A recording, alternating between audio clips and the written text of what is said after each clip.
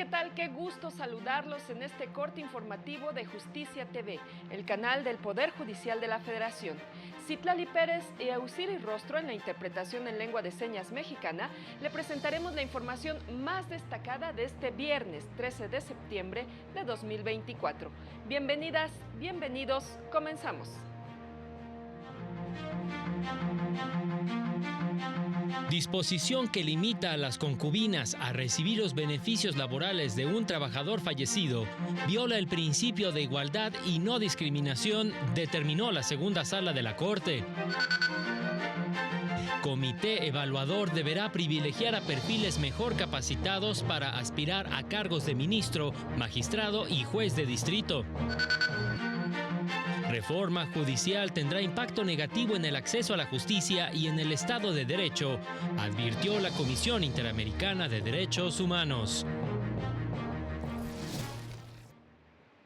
La segunda sala de la Corte determinó que el artículo 501, fracción tercera de la antigua Ley del Trabajo es discriminatoria y viola el principio de igualdad, al establecer límites para que la persona con la que el trabajador convivió por 5 años anteriores a su muerte o con la que tuvo hijos pueda acudir a solicitar los derechos derivados del fallecimiento del trabajador. Lo anterior debido a que impone ciertas restricciones a las concubinas para que puedan recibir estos beneficios. Entre ellos, que no exista cónyuge superstite y que ambos concubinos se hayan mantenido libres de matrimonio. Por este motivo, y reiterando que la protección de la familia no debe centrarse solo en aquella sustentada en el estado civil, concedió el amparo a una concubina y a su menor hija, que reclamaron ser declaradas beneficiarias de los derechos de un trabajador fallecido. La sala ordenó a la autoridad responsable dejar sin efectos la sentencia reclamada y emitir una nueva, en la que determine si la concubina y la hija pueden ser declaradas beneficiarias de los derechos laborales del trabajador fallecido.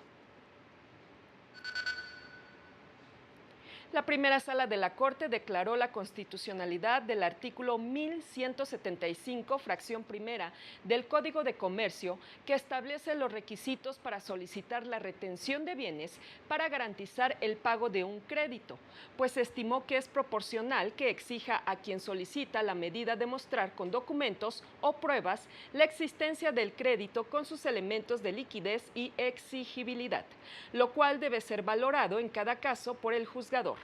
Por este motivo, negó el amparo al solicitante y devolvió el asunto al tribunal colegiado que conoció del caso para que resuelva los temas de legalidad. Este criterio lo estableció al resolver un amparo promovido por 2 empresas que proporcionaron un préstamo a una persona con fines de especulación comercial. El acuerdo fue verbal y conforme a las costumbres de la comunidad. El juez de distrito concedió el amparo, pero el tribunal colegiado revocó la medida al no aportar pruebas que acreditaran el otorgamiento del préstamo. También la primera sala de la Corte determinó que el artículo 407 del Código de Procedimientos Civiles del Estado de Baja California Sur es constitucional en la porción que establece que los dictámenes periciales serán valorados según el prudente arbitrio del juez, lo que no implica que lo haga de manera subjetiva, pues está obligado a emitir un razonamiento motivado conforme a los criterios de la lógica y la experiencia, expresando las razones por las cuales le otorga valor o no al peritaje. Este asunto derivó de un conflicto entre una empresa turística y 2 personas herederas que reclaman la propiedad de 2 terrenos en el puerto de Loreto. En principio se concedió la propiedad a la empresa y posteriormente a los herederos. La sala fijó lineamientos para aplicar la norma y ordenó reponer el procedimiento con el fin de que se tome en cuenta el peritaje de la empresa, pues el órgano jurisdiccional resolvió únicamente con el peritaje de los herederos, lo que ocasionó un desequilibrio entre las partes. Además, deberá solicitar un tercer peritaje independiente y fijó plazos para que se resuelva el asunto. Y en más temas, la legislación secundaria de la reforma constitucional al Poder Judicial será fundamental para favorecer que las personas con la mayor capacidad sean las propuestas para ser sometidas a votación popular. En esto coincidieron la directora de la Escuela Federal de Formación Judicial, Josefina Cortés Campos, y Juan Pablo Gómez Fierro, magistrado de circuito. Estas fueron sus palabras. Efectivamente, un tramo es de suerte, pero el comité de evaluación no puede quedar en un marco pleno de discrecionalidad, rayando en la arbitrariedad de, pues, como yo quiero, evalúo ese perfil curricular. Entonces, la legislación secundaria en los comités de evaluación podría tener cierta incidencia, voy a decirlo así, en dar un espacio de puntaje mayor, en estos términos lo quiero ver, para aquellos perfiles que vienen de carrera judicial. Lo que creo que podemos hacer es matizar los efectos adversos de la reforma constitucional a partir de una regulación en la legislación secundaria que permita que, desde luego, los trabajadores y servidores públicos de carrera sean quienes eventualmente puedan aspirar a los cargos que están previstos como el último eslabón de la carrera judicial, que son juez y magistrado. Al participar en una mesa de análisis organizada por la Escuela Federal de Formación Judicial, José Patricio González Loyola Pérez, magistrado de circuito, planteó la necesidad de que las personas que resulten electas, que no sean de carrera judicial, acudan a diversos cursos para fortalecer su capacitación. Es momento de enlazarnos con mi compañera Lorena Sánchez Cabrera, quien realizó un recorrido por diversos edificios del Poder Judicial aquí en la capital del país para conocer las acciones que adoptarán los trabajadores del Poder Judicial ante la inminente entrada en vigor de la reforma judicial. Adelante, Lorena, escuchamos tu reporte. Muchas gracias, muy buenas tardes a todo el auditorio de Corte Informativo. En efecto, en este recorrido, trabajadoras, trabajadores y titulares nos dicen que ya hicieron catarsis de lo sucedido esta semana y que hoy se levantaron porque la lucha sigue. Continúan, nos comentan, desde la trinchera jurídica y desde el ámbito nacional e internacional. Pero destacaron que es importante seguir alzando la voz para contrarrestar este discurso de odio y descalificaciones sin sustento que se hacen desde diversos sectores del gobierno sobre la manera en que llegan las personas al Poder Judicial. Insistieron en que la gran mayoría provienen de escuelas públicas y han hecho concursos de oposición y méritos para acceder al cargo. Vamos a escucharlos. Yo en el Poder Judicial inicié por una acción afirmativa.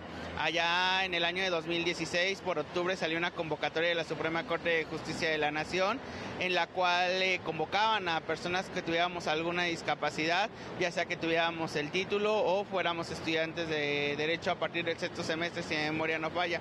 Enviábamos nuestro currículo, nos hacían una evaluación, pasamos evaluaciones, una entrevista de conocimientos, de cómo resolveríamos problemas. Habrá gente que me conoce y me dirá, oye, yo la he visto porque es la que va al tianguis a comprar las cosas. Esa soy yo.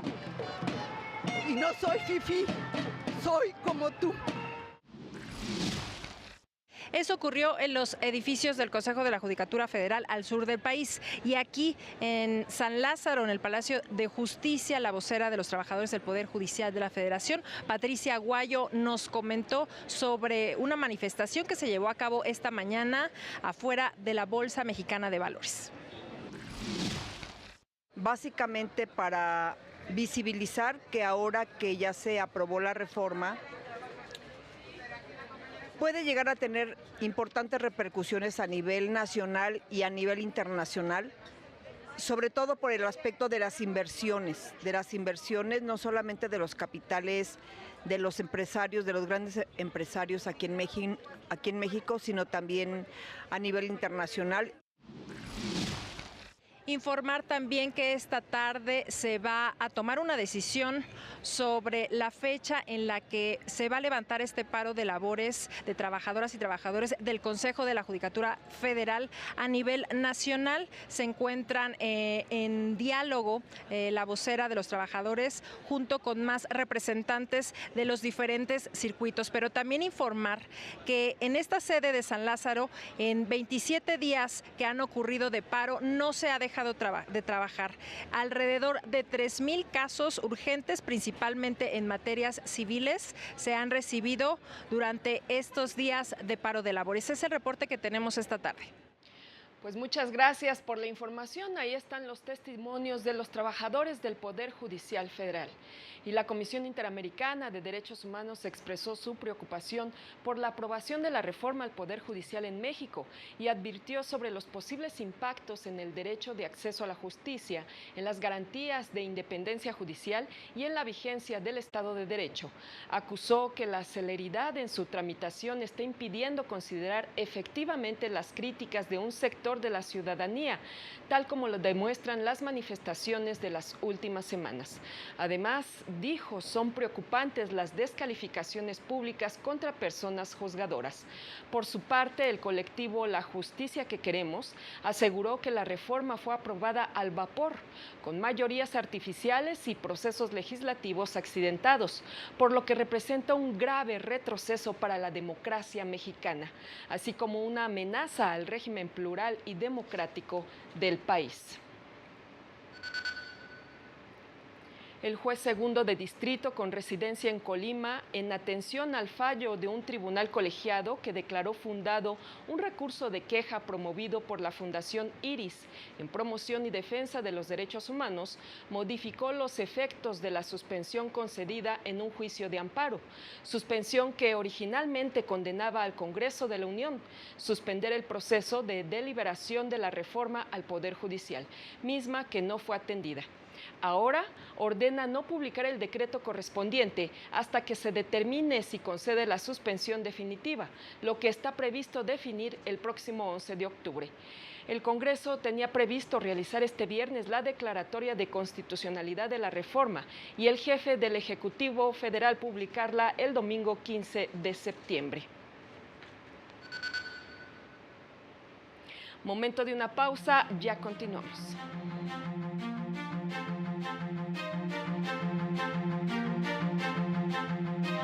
Al regresar, Sala Regional Ciudad de México rechaza conceder nuevo recuento de votos en la elección del Ayuntamiento de Piaxtla, Puebla.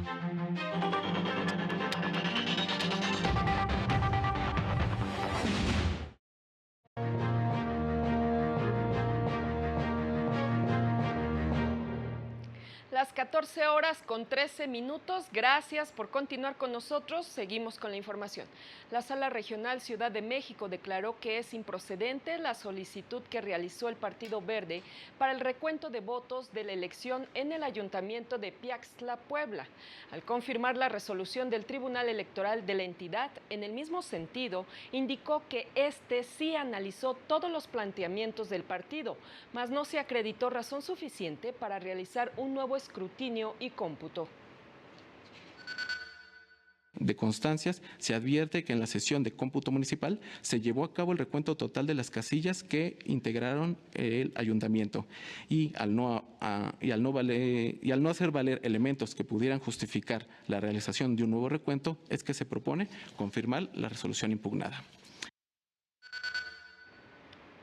Por su parte, la Sala Regional Toluca negó que el presidente municipal de Santiago Tianguistenco, en el Estado de México, quien se encuentra en prisión preventiva por presunta extorsión, se haya ausentado de manera definitiva del cargo, pues aún se encuentra vigente la licencia temporal que le fue concedida para enfrentar dicho proceso. Lo anterior al confirmar la sentencia del Tribunal Electoral de la entidad que negó la omisión de llamar al presidente municipal suplente para ejercer el cargo como titular. Se actualiza la ausencia definitiva del propietario, ya que las licencias temporales otorgadas han sido justificadas para enfrentar un proceso penal. Además, el actor fue omiso en instar una acción para el pronto desenvolvimiento del proceso.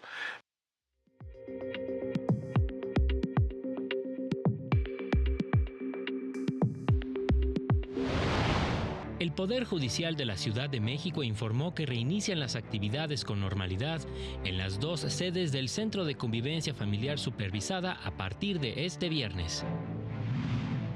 El Poder Judicial de Chihuahua firmó un convenio con Superior Industries de México para implementar dentro de su planta los mecanismos alternativos de solución de controversias y los círculos de diálogo social con el objetivo de resolver conflictos laborales. En Nuevo León se inauguró el 5º Congreso Internacional sobre delitos que amenazan los cimientos de las sociedades pacíficas, para fomentar el análisis crítico sobre los delitos en el ámbito de la criminología y las ciencias forenses, con estrategias innovadoras y mejores soluciones para prevenirlos y combatirlos. Debido a los efectos de la tormenta tropical Ileana, el Poder Judicial de Baja California Sur suspendió labores, términos y plazos este viernes en los órganos y dependencias del Partido Judicial de Los Cabos, con guardias urgentes de manera virtual. Para el canal del Poder Judicial de la Federación, Jesús Daza. Llegamos al final de este corte informativo. Soy Citlali Pérez. Manténgase en la señal del canal del Poder Judicial de la Federación. Lo invito a seguir a las 19:30 horas nuestro avance informativo y a las 20:30 el noticiario nocturno. Este sábado a las 18:30 no se pierda Semanario Judicial, resumen de noticias del Poder Judicial de la Federación, con su repetición el domingo a las 10:30 de la mañana. Gracias por su atención, que tenga un excelente fin de semana disfrutando las fiestas patrias. Hasta pronto.